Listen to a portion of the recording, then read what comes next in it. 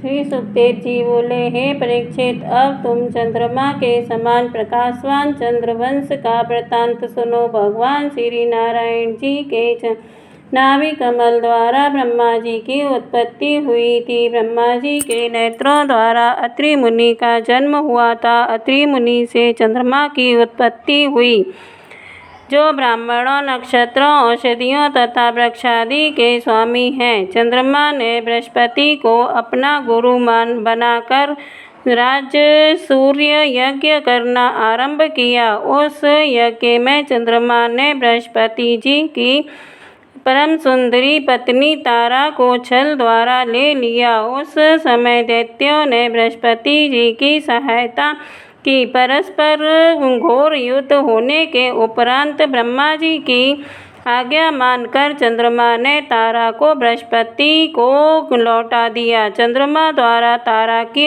को गर्भ रह गया था। उस बृहस्पति के क्रोध करने पर तारा ने गिरा दिया।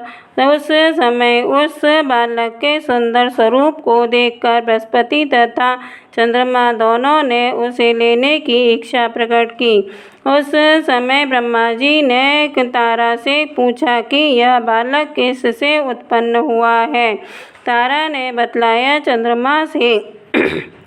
अतः ब्रह्मा जी की आज्ञा से वह चंद्रमा को प्राप्त हुआ। चंद्रमा ने उसका नाम बुध रखा।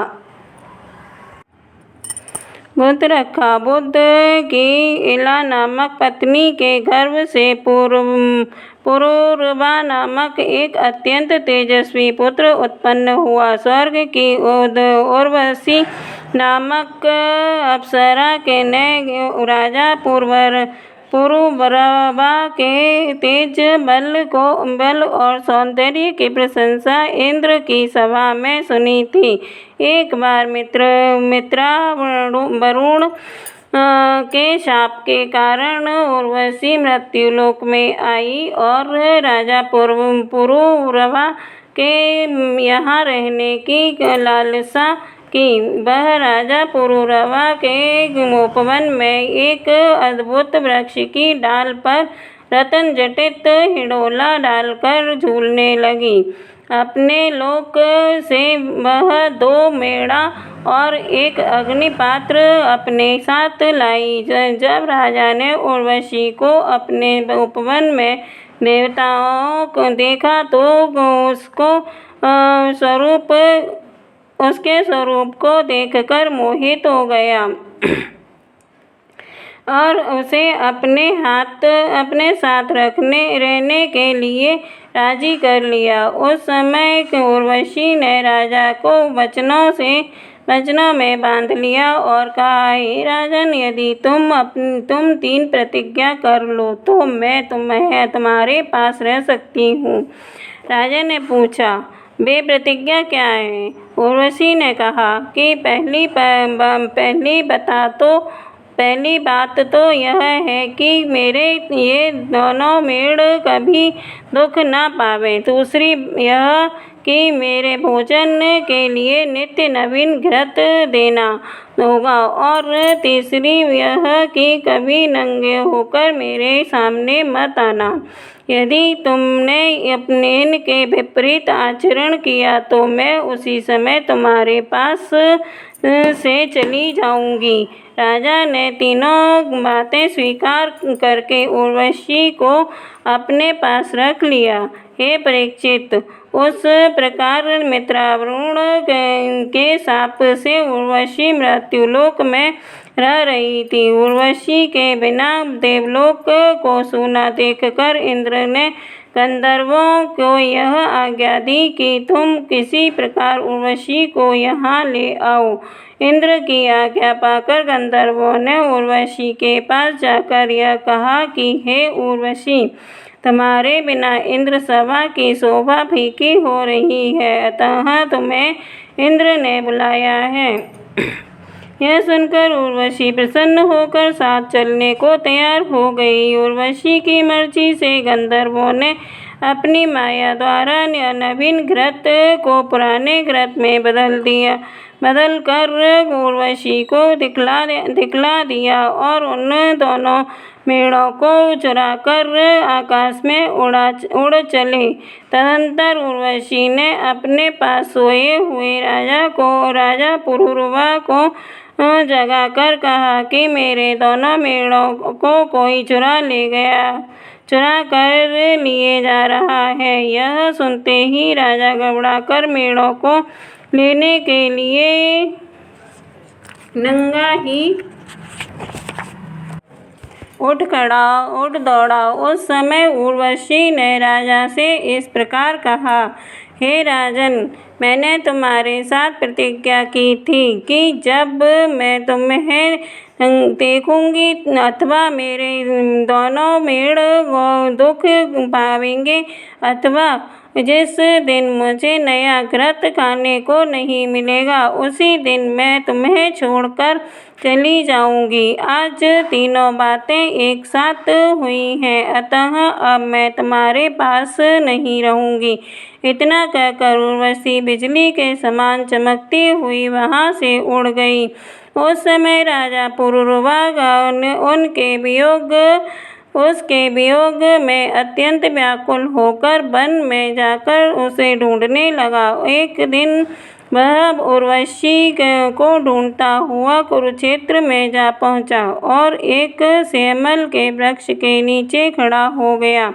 उसी समय उर्वशी भी वहां अपनी सहेलियों के साथ सरस्वती कुंड में स्नान कर रही थी। हे परीक्षित, उस राजा पुरूरवा ने उर्वशी को संबोधित करते हुए इस प्रकार कहा, हे प्राण प्रिय, तेरे वियोग में मेरी ऐसी दशा हो गई है कि राजपाट आदि सब छूट गए हैं। तो मुझे छोड़कर के चली क्यों आई? उर्वशी ने उत्तर दिया, हे राजन, इंद्रियों के वशीभूत होकर इस प्रकार हीन क्यों हो रहे हो? पुरुष को जितेंद्रिय बनना चाहिए। विषयासक्त पुरुष माया रूपी स्त्री के वश में होकर अपना सर्वस्व खो बैठता है। मैं किसी पर आसक्त न होकर केवल अपने सुख से रहती हूँ।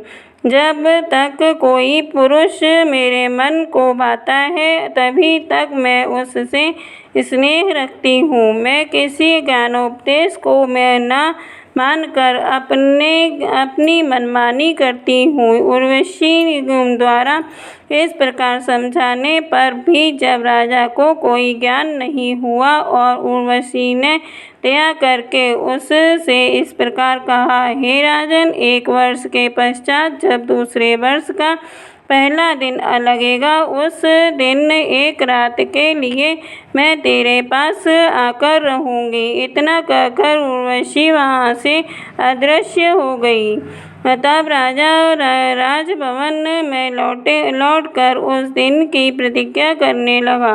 1 वर्ष बाद उर्वशी अपने वचनानुसार जब उसके पास आई और प्रातः काल होने पर इंद्रलोक को जाने लगी, उस समय राजा पुरूरवा रुदन करने लगा।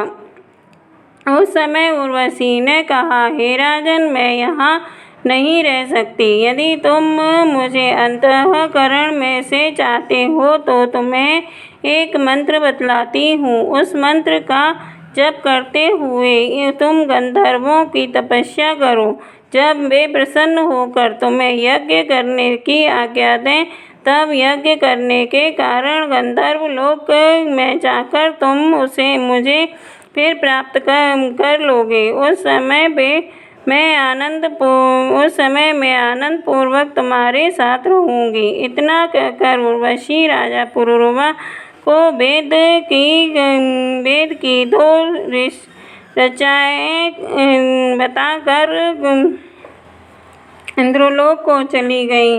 राजा ने उस मंत्र का जप करके गंधर्वों को प्रसन्न किया। गंधर्वों ने राजा को एक पात्र दिया और यज्ञ करने का विधान बताकर वहां से अंतर्ध्यान हो गए। राजा ने उस पात्र को वन में ले जाकर गाड़ दिया। तब उस पात्र में पात्र में से एक पीपल का तथा दूसरा शमी का वृक्ष उत्पन्न हुआ। उस समय राजा ने उन दोनों लकड़ियों को रगड़कर अग्नि में यज्ञ करके गंधर्वलोक को प्राप्त कर लिया। वहाँ वह उर्वशी को पुनः प्राप्त करके उसके साथ सुखपूर्वक रहने लगा। बोलो भागवत भगवान की जय।